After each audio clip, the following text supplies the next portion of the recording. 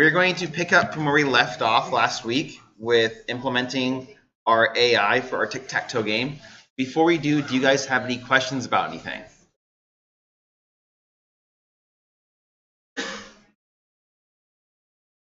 Okay, so last time we left off, we were able to pick all the possible moves from the board that existed that we could choose as the AI, and now we need to randomly pick one of them. So this is probably going to be a bit of a generic function, so I'm going to just toss it down here outside the tic-tac-toe game, but maybe it makes sense as a probably as a method down here. So this is going to be templated so that we can work with any possible random number generator.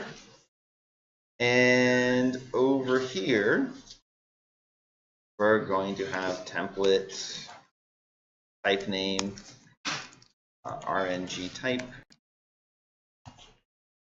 And then we are going to have a type name. Okay. And then we're going to return a T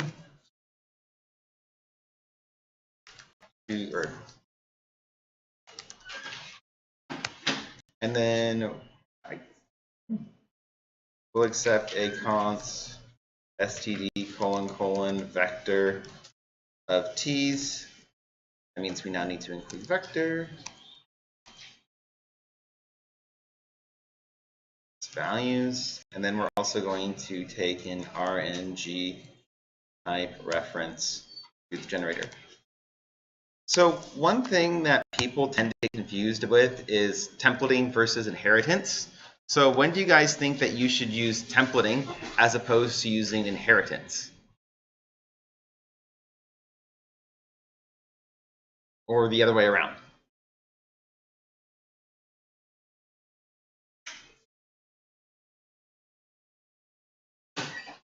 Okay, before we answer that question, when should we just use templating?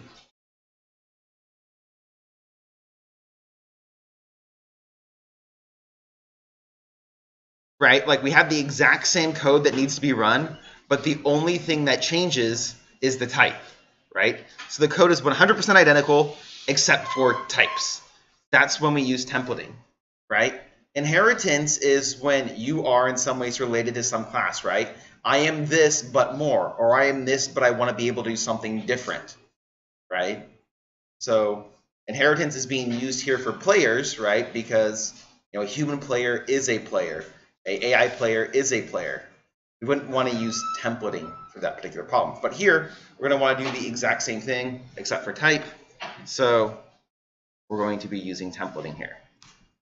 If we wanted to, we could also have potentially templated over our AI with the generator that they get, right? Like, so I want an AI that uses this type of generator, and I want to be able to select different generators. So then you would use a templating there. Do you guys want to template the class too over the generator? I mean, it's not going to be that hard, but then we're going to have to later on choose different types of AIs. So maybe we can come back to that, templating the player or the AI player.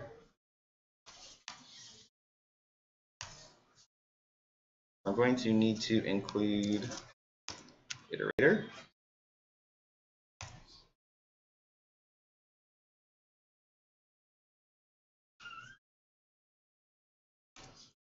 So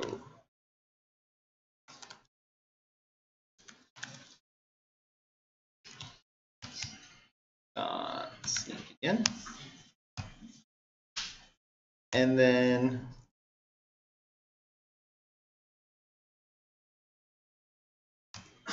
distance from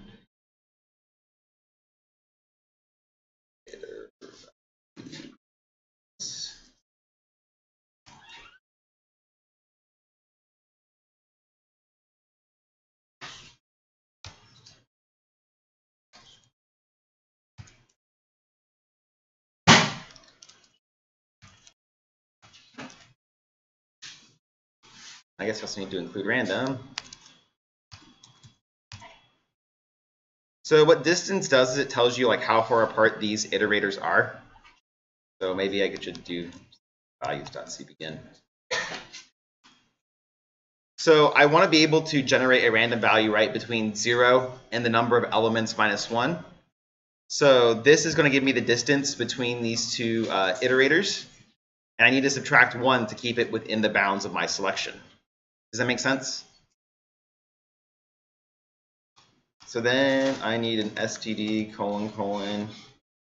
uniform int distribution of type int called this, and we want to generate a value between 0 and max choice. Right, and then we could do something like turn. Oops.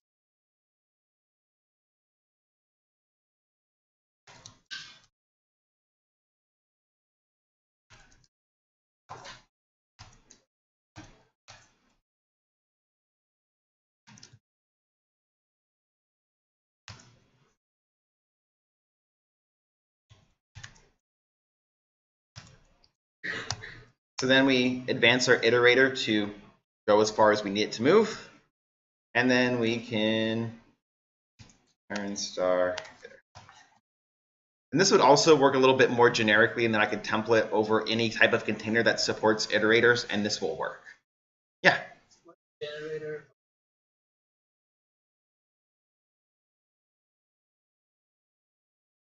Say it again. Argument? Huh? It's not a range type, it's an RNG type, random number generator type. Oh, that's the random number generator. Okay. Any other questions here? Yeah.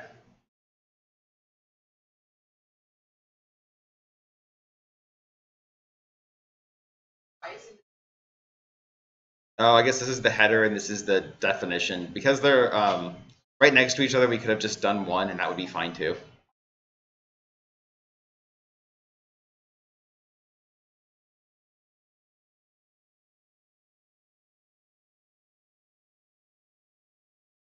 Use the size value. Oh, okay. So yes, I could use like the size -1. This though right here is a little bit more generic, I guess, by using the two iterators to get over the range. Yeah. Why are these functions outside the class? Because they're not really related to the class. I could, right? They don't use any of the members of my AI at all. So I'm not going to put in the CPP file because it's templated code, so it's only going to go into the header. But you could put other just functions in there in that same header file, and that would work. Declarations for them.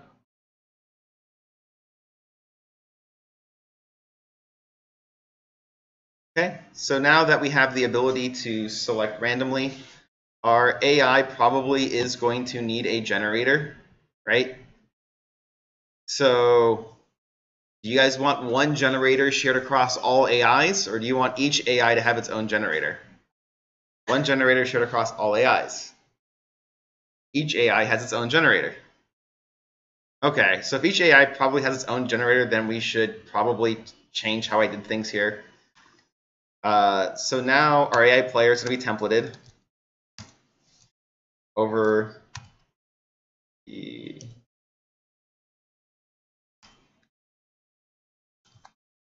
right. This is going to allow us to have different types of AIs. And then down here, we're going to have an RNG type generator.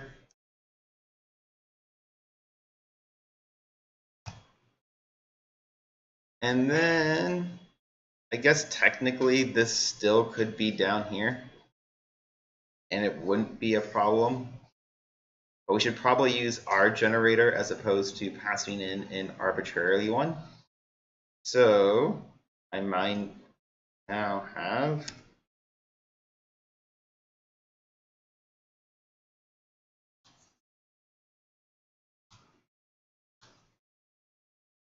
this as a member. this is now not just outside. This class member right here is actually going to be now int because it's not generic. We get back incident. I still need the generator parameter to know what type of generator I'm using. My instance is keeping track of it, I agree, but I don't know. Back up here. Now I guess all my code that was in the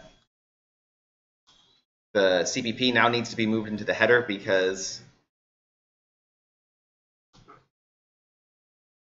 let's move this from here to here. It now needs, since the entire class is templated, we need to move everything into the header file. What was your question again?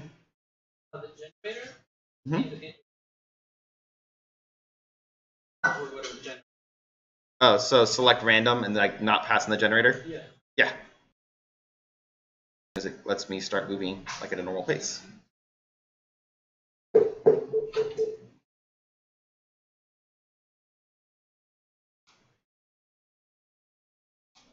Which was what I was planning on doing.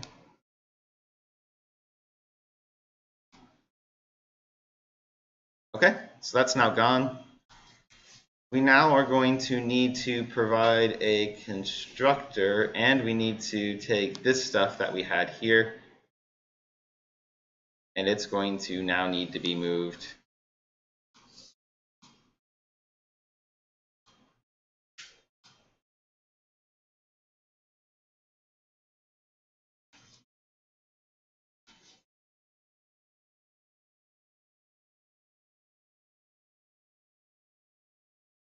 out.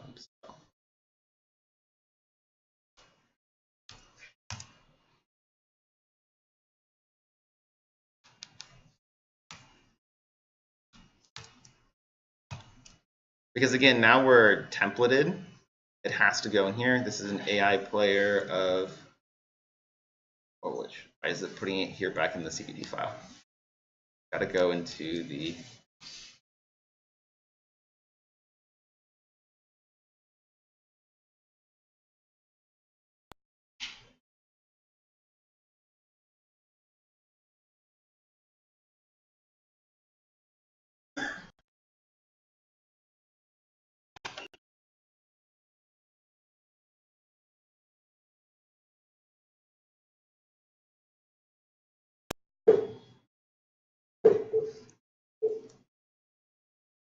okay, that's now in here.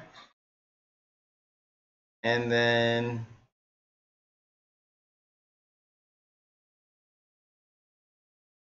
you can get rid of this.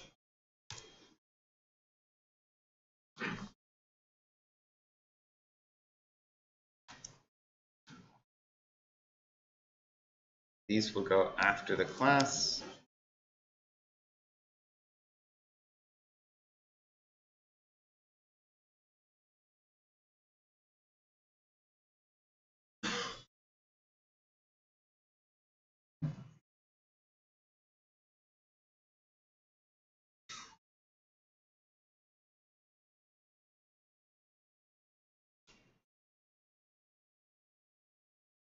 Okay, well, this is making everything more complicated now.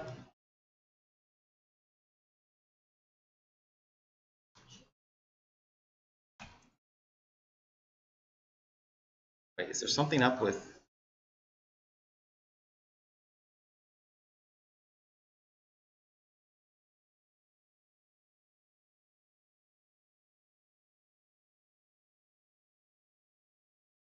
Oh, I know what the problem is. These can't be in the namespace include. Because that would put them inside the namespace, which is why I was.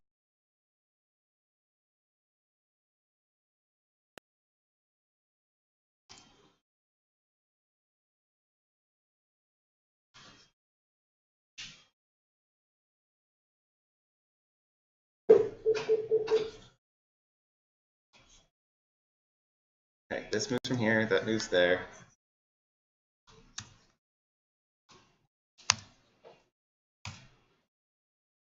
It's down here because it's templated. Move it back above to be where it's supposed to be. Okay. So like we said before, auto possible moves equals generate possible moves, pass in the board. Right. Then I guess what we actually have here is not a vector of int, it's a vector of move, right?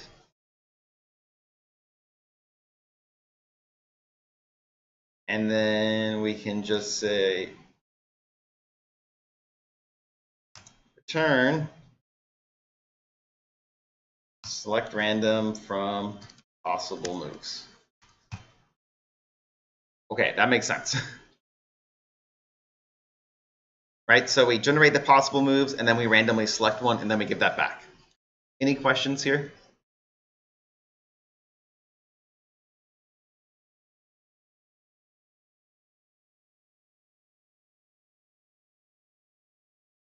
Okay. Wait, I thought we implemented select random. Oh, we didn't change this over here from move to move. Okay. We're now also going to need to implement a constructor.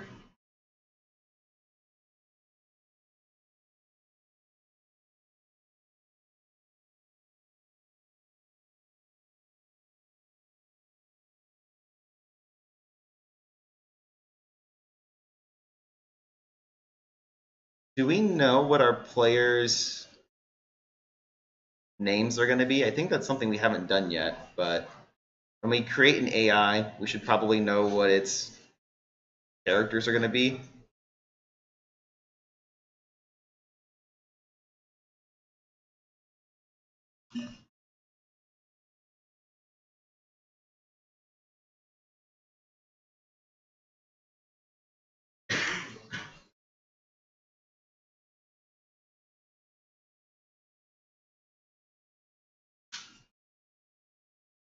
Okay, I think that's good for right now. Any questions before we actually go and we implement a particular AI player? Yeah. Correct. All templated code has to appear in the header files.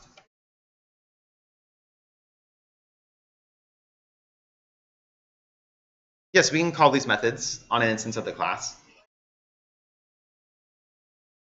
Yes, it would be the same way you would call a normal function, right? We just have to, you're going to see that when we create our AI player, it's not going to be like slightly different because we have to say like, I want an AI player that uses an RNG, generator of some whatever type, min std ran generator or min twister std or something.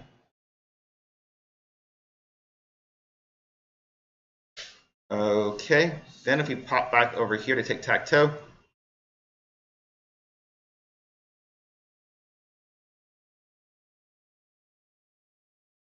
going down here to add players to game. So down here, we're going to need to include random. You guys have a favorite generator you'd like to use for your AI player? Well, maybe we make all of our AI players, they are going to be of std : min std rand, or do you want maybe like mt 1937, right? And then we need to also pass in the additional arguments to our AI, right? Which they need a name, they need a piece, right? And they also are going to need to, pick something for their names. Yeah. Because our AI player is templated, right? Yes, just like you've been doing before, right? Your vectors are templated. I want a vector of int, right? I want an AI player of mt 1937. I want an AI player of, min std ran 0. right? So you specify the the templated values in the triangular brackets after the type. Mm-hmm. So how are we going to get the AIs? We have to get the AI's name. So what do you want your AI's names to be? Just AI. What happens if we have two AIs playing each other? Probably like AI1 and AI2, right? So we probably need to keep track of like how many AIs we've created, right? So int, you know, num AIs created is equal to 0. And what we might have down here is num AIs created plus plus, right? And then we might have something like std : string AI name is going to be something like AI followed by plus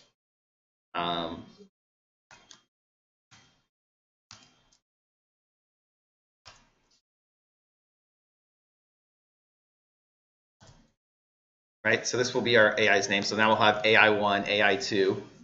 And then what do we want to use for our AI's pieces?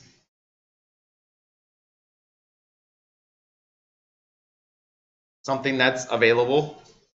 So how are we going to make that happen?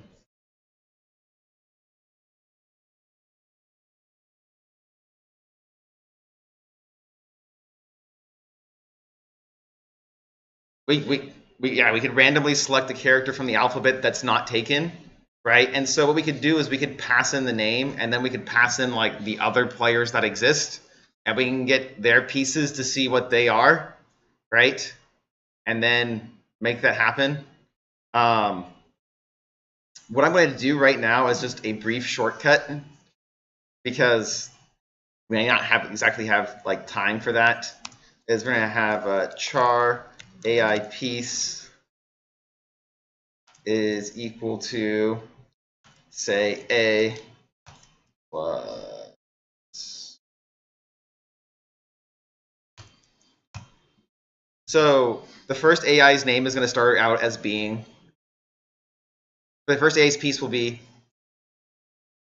B, because we had the num AI's already been created. If we wanted to start at A, right, -1. So the first AI will be A, the second AI will be B, right? So they'll get something a little bit different each, but if the human chose A or B, we might have some issues. But, you know, I don't have time to get through everything. And then we also need to create a generator. So did I include random? I did. So here we might have like an std : MT1937 generator. And maybe this generator is going to be initialized with the num AIs created, right? So that they get a different seed, so they'll behave a little bit differently. But it's going to be a constant seed. And if we want to make them like really random, we would seed them with the time. But again, we want some like default behavior so that we can kind of test to see how things are working out. So now we're going to pass in the arguments to our player, which we need to pass in their name, their piece, and their generator. We have AI name, AI piece, and then a generator. And that should make things happy. Now let's try building and see if I've forgotten to do anything.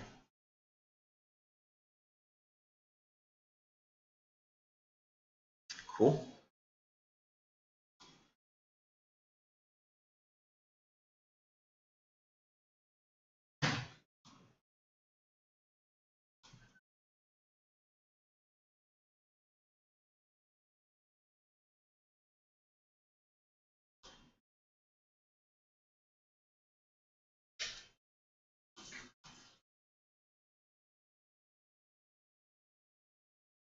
Size of incomplete type player. So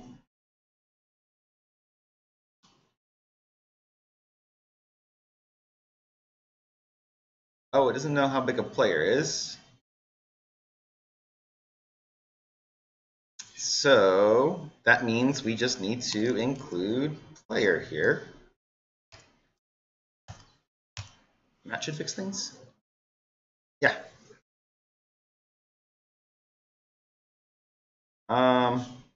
We can go back to it in a second, but let's try to get the other things. So here it says passing const blah blah blah blah blah blah blah blah blah as this argument disqualifiers. So here I think we forgot to add const onto the end of our function, which means it couldn't do it. So that's a const here on select random, and then a const here should make that happen. The way that I figured that out was, right, it says error passing blah blah blah blah blah blah blah blah blah blah blah blah blah blah blah blah blah as this argument discards qualifiers, and it's the const qualifier, so it just means I forgot to pass the const over there. And I knew it was on my own class because it was talking about as this discards qualifiers. So myself was being discarded there. Not templated.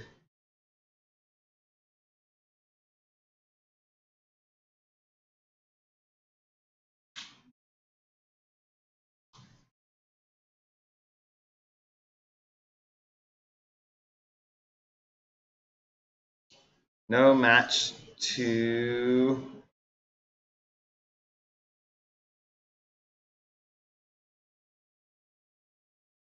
operator parentheses?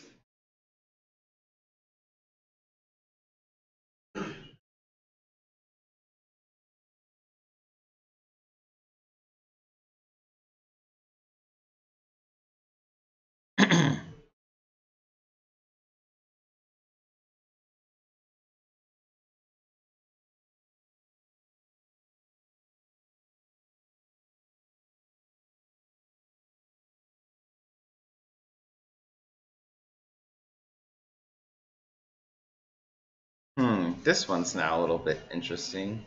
Nope, not match. So here we're trying to call operator parentheses, but for some reason it doesn't know how to do it.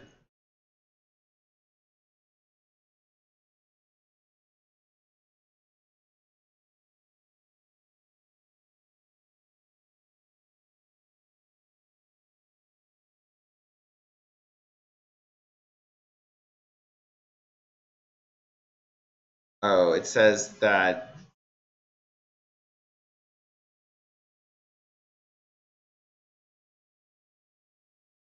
just try this.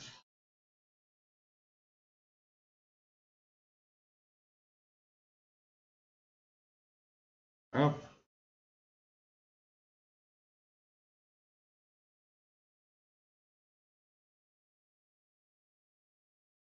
Oh, I know what the problem is now. This function does modify ourselves, right? Because when we use the generator, it's going to change ourselves. So this one can't be marked const anymore. Which now means getting the move should be allowed to modify ourselves, right? And now it's going to complain that about this, and now we have to go back to our, because now we're allowing the moves to be able, getting the move to be able to modify the object, which now needs to be permissible. So back over here in human player, or I should say player, we need to get rid of the const here for the get move, because we need to allow the objects to be able to modify themselves. And then in human player, get rid of the const there, and human player const here. That should fix that problem.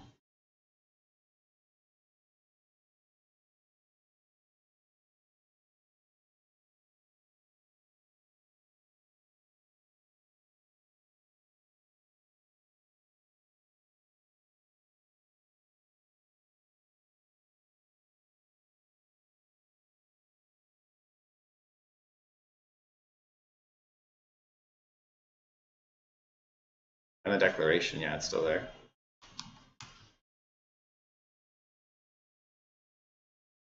Okay.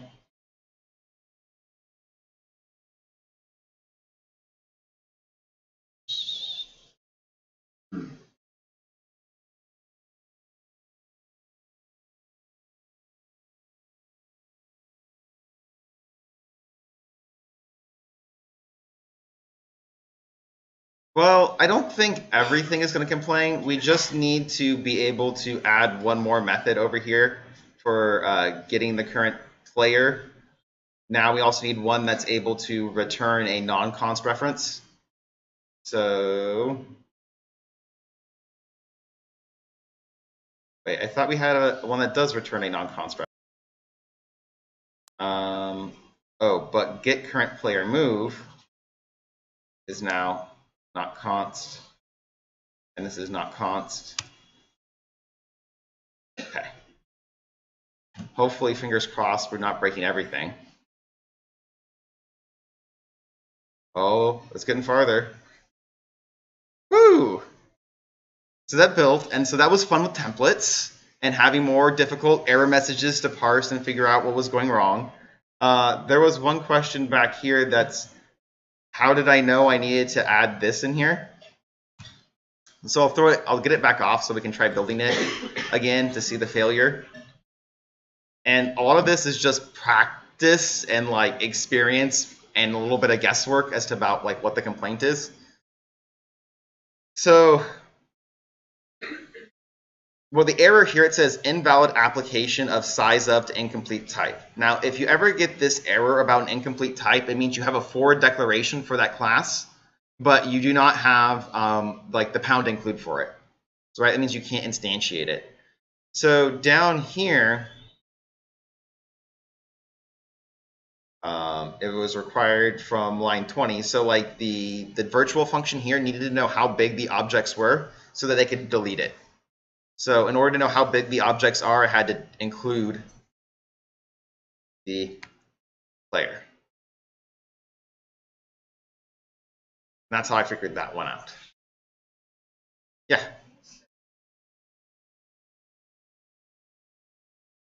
So the reason for adding unsigned int back here at AI player, which I need to get rid of that class because we don't need it anymore. For adding unsigned int here is because apparently distance gives back an unsigned integer, right? And so now this guy has to, this guy's an unsigned integer, which wouldn't match for the type of int here that I'd given before. So I had to put unsigned int to match the types over here. I could have also had put this as an int and then left that as an int, and that would also fix it. So change this auto to int to force it to be an integer. So let's go back to run, and we've probably broken some other stuff here in our code. So let's say our first player is a human, and we have good old Bob here. He's going to be X's, and then we might try for an AI, right? So our AI is generated, and some things happened here where we're trying to get input, and apparently we didn't consume everything that was there. So that's why we got this extra input for like filling the read in. But anyway, we have that protection. We can try to fix it so it looks nice in a minute. So maybe Bob plays at 1-1. And I think everything is broken because of how we got input a second ago. So let's go to our human move and see why things are breaking.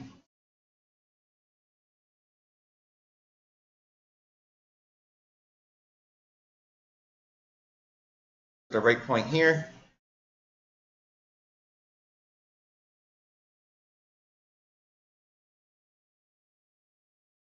So we are going to be human, Bob, X, 2. And so we go to get the line right here. And notice there was a leftover empty line from previous, because back over here,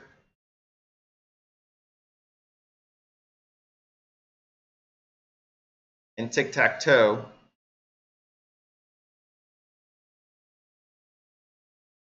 Okay.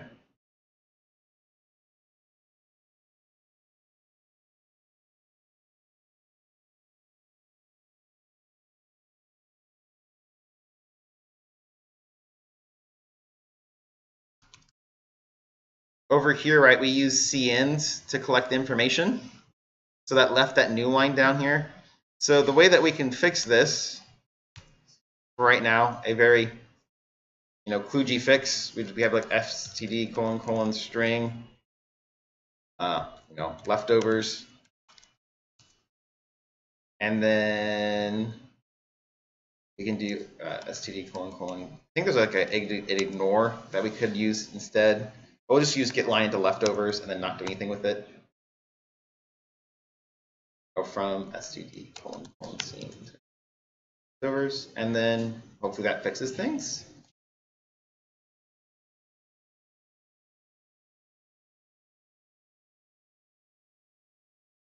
So again, we'll go for 1, Bob, X's, 2. Okay, that went away now. So where does he want to play? He wants to play at 1, 1. Oh, hey, look, our AI played at the other spot. Right, so he dropped down an A, and then maybe Bob plays at 0, 1. Our AI's seems to be somewhat, looks like competent, but not really. So then we'll try playing at a 0, 2. And then we have some more spots, and then maybe we will eventually win by playing at 2, 1. And then Bob win the game, right? If we want, we can have just 2 AIs play each other. It'll be very exciting. Okay, game's over. Right, but you can see that the plays kind of came out and things look like they're throwing them down. If you wanted to, you could create different AIs, right? AIs that were smarter than other ones, so that you can have an option of choosing which one you wanted to do. Like technically, you could probably build an AI that could win every single game that was possible to win and then tie everything else, right? But we just have to program the AI to be smarter as opposed to randomly choosing things. But the really nice thing here about using the inheritance is that we get to treat AI players like human players in pretty much every context that matters, right? We just treat them as players, right? We don't have to treat them any differently. And when they do need to do something different, right, each one is able to do that particular task because they've overridden the method, right? The getting the move for the human, right, does something different than getting the move from the AI, right? They're able to do what they need to do in those areas that are different from just a generic player. And that's the big power of the polymorphism and inheritance that you can exploit in your code. Do you guys have any questions here?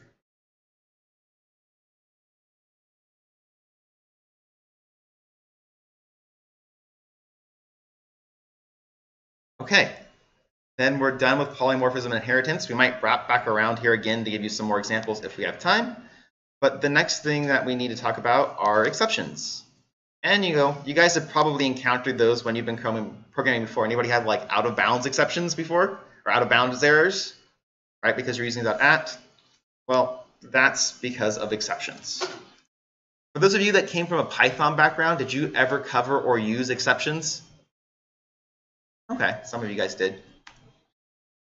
So exceptions are ways of signaling that something abnormal occurred out of the ordinary that wasn't supposed to happen when a function was called or some operation was performed. Some examples would be like indexing out of bounds on a vector, attempting to dereference a null pointer, attempting to dereference an iterator that's out of bounds, trying to create a rectangle that's a negative width or a negative height, right? Trying to read from a file that's closed. All of these give some really undefined behavior, and it's not clear what should happen.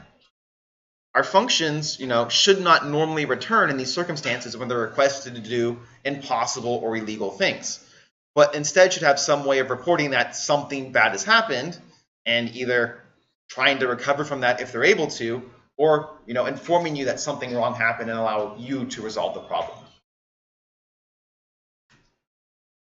So if you want to be able to report an exception, this is also called throwing an exception. Throwing, when you do it, causes the function to return immediately, just like return does, and so you go back to wherever you were called from. But the return is not a regular return, it's returning in an abnormal fashion. And so the syntax is throw object, and in C++ you can throw objects of any type. So you could say throw string, throw int, throw char, throw exception, throw some specialized exception, and there's no restrictions on the types of things that you can indeed throw. So an example of this.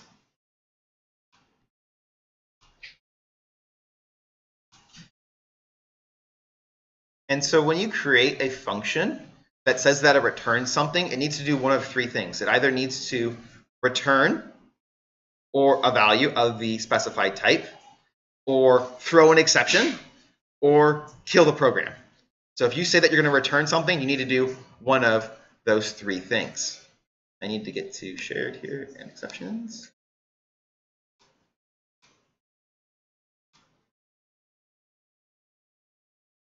So over here in this example, we have a toddler object. And as you guys all know, toddlers are kind of temperamental. And if you give them some things, bad stuff might happen. Like they might throw a fit if you give them something they don't like. So over here, right, we try to give our toddlers some stuff. And so if we give them some candy, well, they become hyperactive. And if we give them a toy, they end up breaking it. But if you give the child some vegetables, well, then they throw a fit, right? So the type of object that this class is going to throw is a fit. Or if you give them a spanking, they're going to throw a huge fit. And again, sometimes if you give them a lesson, they are also going to throw a fit. So this is the way that we're able to report errors, and we'll give you some examples of things that make more sense in context, like going out of bounds on an array access with our vector class. This is how you report the error. Like a fit is like a tantrum. That's when the kid gets upset and falls on the floor and starts crying and banging their hands, right? So the child gets upset. So any questions here about how to like throw an exception? Okay. So if you throw an exception, the compiler is going to search the currently matching function to see if there's a handler for it. If there is a handler for it, it will attempt to run that handler. But if there isn't a handler for that type of exception, it's going to look in the calling function scope. And if there is, it'll run it. If there's not one there, it'll look in the function that called that one scope. And if there is a handler there, it'll run it. And it'll keep looking up and up and up and up until it finally finds somebody. But if it doesn't find someone, this is when your program is going to crash with some error being reported. So if you want to be able to catch an exception, you enclose the code that could possibly have the error in a try block. So you try and do some code that could possibly have an error, and then you say catch some type of exception, and then do whatever you need to do to handle that exception, or catch some other type of exception, code to handle that. And if you keep going down, you can finally do catch ... And that's just going to catch any exception, but you won't have any type information. So what you're going to be able to do in that one is probably very limited. You just know something bad happened, and it wasn't one of the bad things that you thought could happen. The catch clause, again, specifies what you're trying to catch, and the catches are evaluated from top to bottom. So the first one that types match is the first one that's going to be run. And you might be like, well, when could ever something have multiple matching types? This is when you might use inheritance, right? So you might have like a base exception class, and many exceptions could inherit from it. Those could have other exceptions that inherit from them as well. So if you are a base class, or if you're a child class, you'll also match with the base class, right? So in our example back here, we have fit and huge fit. So here's fit, right? It inherits from exception. And then we have huge fit, which inherits from fit.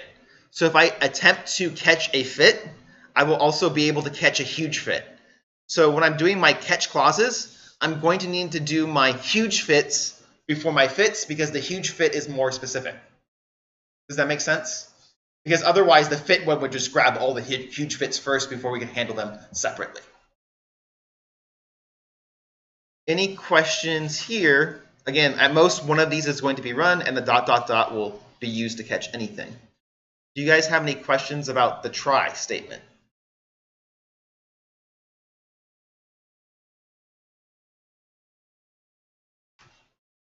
So you can have try statements that are nested. So you could try, do some code that could possibly throw something, try again, some code that could throw something else, and then, catch it here, handle it, do whatever you need. So like everything else you've ever learned, things can contain themselves. And when you get an exception, right, you might want to know, well, what should I do? There are generally 5 common strategies that are usually employed. One is to just ignore it and continue on like nothing happened, right? So you're just like, oh, whatever I was trying to do, I don't do that, and I just skip on by it. You can retry and do that same thing again. This is really useful if the error resulted from bad user input or maybe like a delay in the connection, right? You might be trying to download some file from the internet and the internet like temporarily skipped a beat and it's not there for a minute. And so like the download process fails for a minute. So you might wait a little bit and then try again to pull the information. Or maybe you're trying to create, like the example showed earlier, rectangles of some size, but you're asking the user to enter in the dimensions for the rectangle. And so when the user enters in some negative numbers that passes in, the rectangle constructor throws an error. And so you might try again to ask the user for good input, right, if you're not able to create the object. The other thing that you might do is you might just die gracefully. Like there's no way for you to recover from this.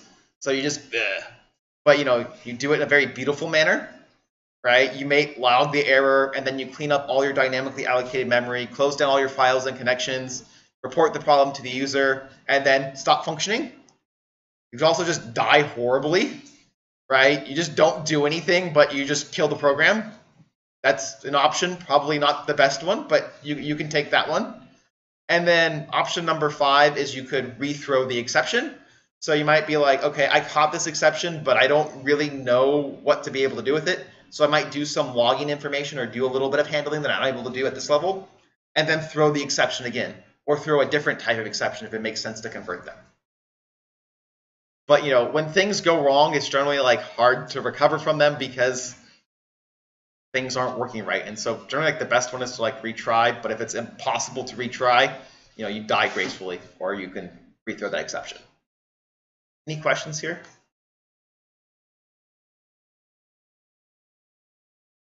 So if you want to rethrow an exception, all you have to do is just type throw, and you'll throw that statement again. Again, you could also create a different type of exception if that makes sense, and then throw that other exception instead. So here I might catch some exception. I might try to print out whatever the error is, and then I throw that exact same error, right? So it'll rethrow whatever exception that I caught. And then here I caught some other exception, and then I create a different type of exception, and I throw that one instead. Yeah?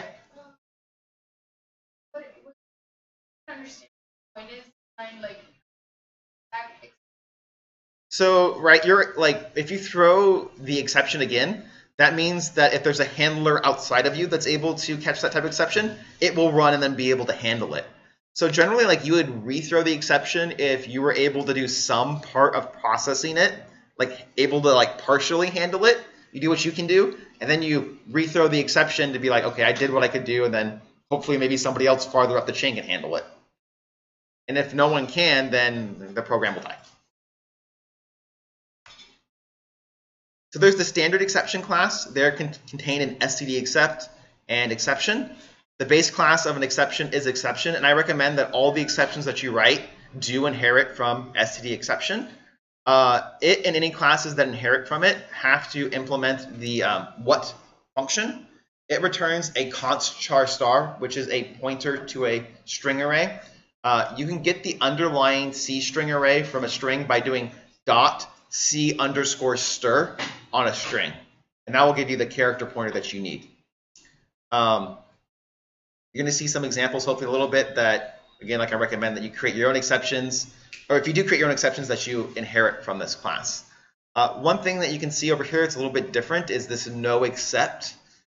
You can mark a function with no except to signify that it never throws exceptions. Which we'll talk about this in a little bit, about specifying what type of exceptions you can possibly throw. If you create a user-defined exception, it's the same as creating any other class. right? Because you can throw anything that you want. And again, it's recommended you inherit from std except so that any like kind of generic code that's just looking to catch an exception can just catch std : exception. You can, of course, add any extra members and methods to the class to help it deal with that error, right? Or be able to provide more useful reporting information. For example, in your next homework assignment, you're going to have to add exceptions to your matrix operations, right? Like you can't add matrices of different sizes together. And so like what you might keep track of in addition to your error message is, well, what was the size of the first matrix and what was the size of the second matrix? So you can work with these things to kind of figure out what more was going wrong. We will continue this, I guess, on Wednesday, wrap it up, and then I guess we're on into C starting on Wednesday.